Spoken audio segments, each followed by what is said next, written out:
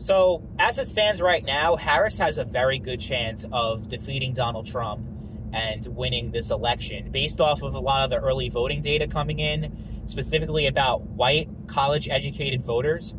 Her support among that group seems to have expanded compared to Joe Biden. And the reason why that's significant is because that is the group that Joe Biden was able to win over and grow compared to Hillary Clinton, and that helped him win in 2020. Even though Trump gained support among minority groups, Hispanics, blacks, and other groups, he actually gained support among those groups. That still didn't matter. That wasn't enough because the white voting group is the largest by far in this country, and the fact that Biden was able to expand that and Trump was that diminished with Trump in 2020 compared to 2016. If that happens again in 2024, if it's even smaller than it was in 2020, then Harris is probably going to win this election. Even though some of the polls, based especially with Hispanic support, seems off the charts for Trump, at least for a Republican. It's like unprecedented. If that actually holds, then that's something to look at. And again, this is all early voting data, so it's not going to definitively tell us how this race is going.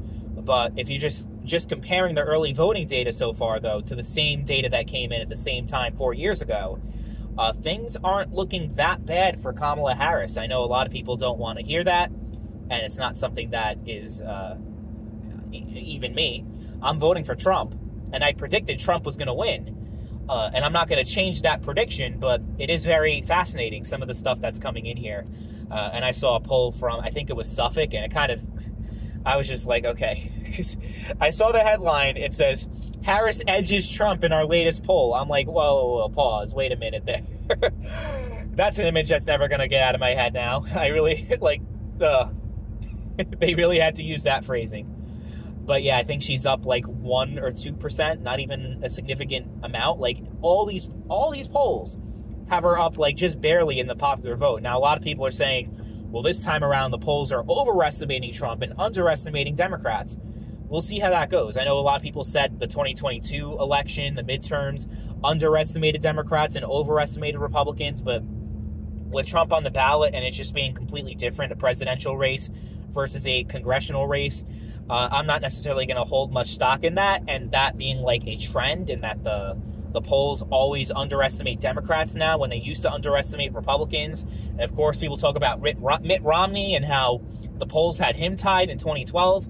I don't think this is another 2012. If we're just talking about enthusiasm and overall just support, Trump has gotten Mitt Romney beat by a mile in terms of just like enthusiasm.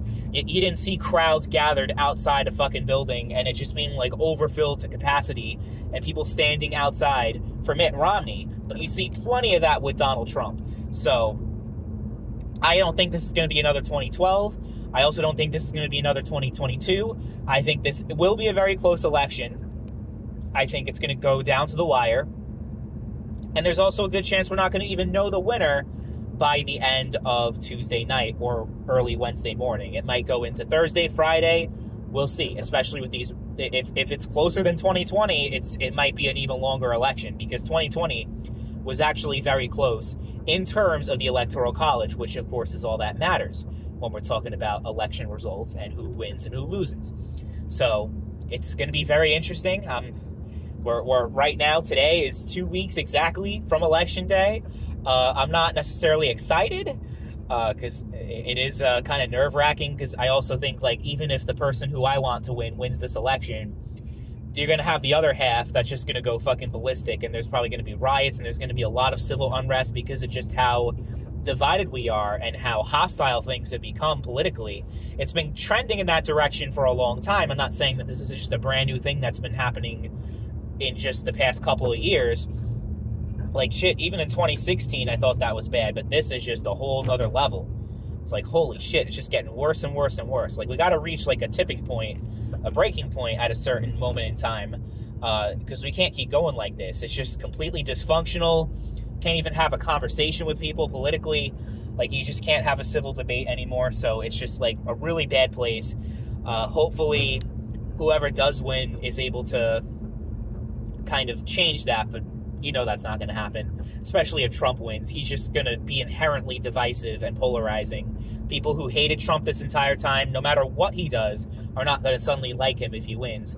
And Harris, people have already made up their minds on Harris, you know. So that's the state of the race right now. We'll see in 2 weeks' time who the next president's going to be.